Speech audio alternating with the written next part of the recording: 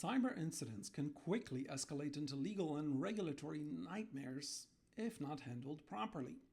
In fact, the recent SEC cybersecurity regulations mandating public companies to disclose material cybersecurity incidents within 4 business days have already caused a quagmire of headaches for 8K filers and the SEC alike.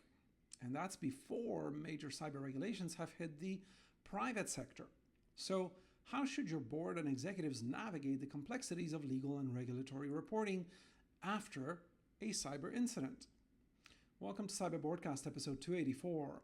I'm Andrzej Cetnarski for Cyber Nation Central, and today we'll explore precisely that: advanced strategies for navigating legal and regulatory reporting post-cyber incident. For previous coverage on the overall topic of crisis management in a cyber incident, reference episodes 264 and 268 through 283. First, on this topic, it's crucial to understand the specific reporting requirements across different jurisdictions and sectors. The GDPR obviously mandates reporting data breaches within 72 hours in Europe. For public companies in the US, the new SEC regulations require disclosures within 4 business days. However, private companies aren't off the hook either. They must be aware of state-level regulations and industry-specific mandates like the Gramm-Leach-Bliley Act, or GLBA for short, for the financial sector. But what does that all really mean for your board and C-suite?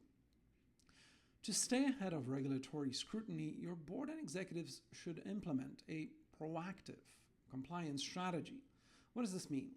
Well, this includes regularly updating a proactive compliance plan, right, as we've already said, regularly updating your compliance checklist and ensuring it covers all relevant regulations.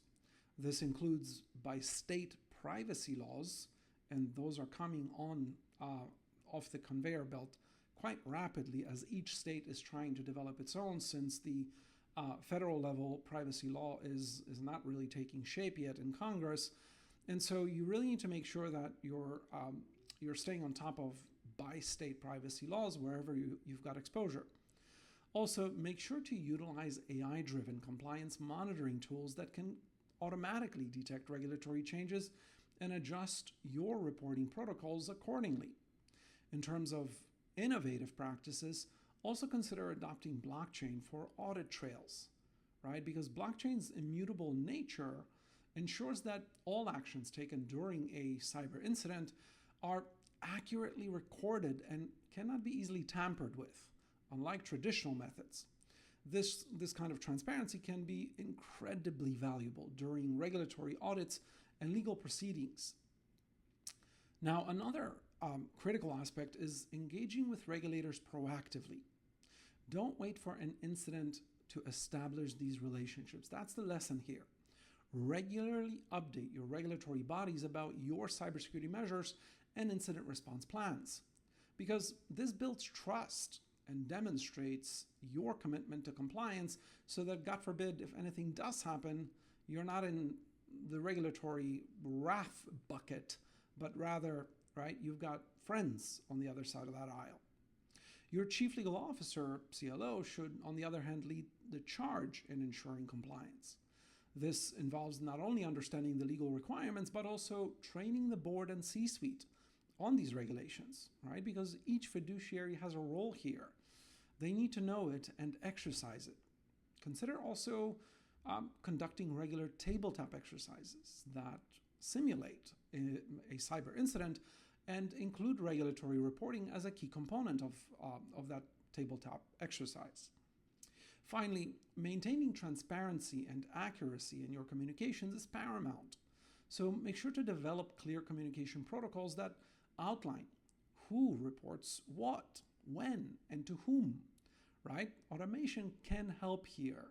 So ensuring that reports are basically generated and submitted properly. And that essentially reduces the risk of human error. But to the extent you have to do it during a, for example, global IT outage like the one we just experienced last week, make sure that everyone does, in fact, know what they need to do by pencil, paper, and phone call style, as you would during a blackout.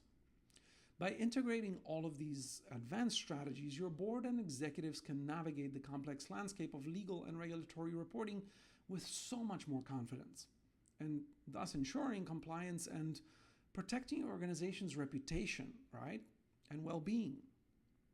Now, in our next episode, we'll explore how your board and executives can ensure effective internal communication post-crisis, but to keep your entire board, regulators, insurers, and employees, right, sure that your board and C-suite are ready to lead and are in fact leading with top-notch cybersecurity and governance in mind and in preparation, consider applying for the Certified Cyber Fiduciary certification by CyberNation Central.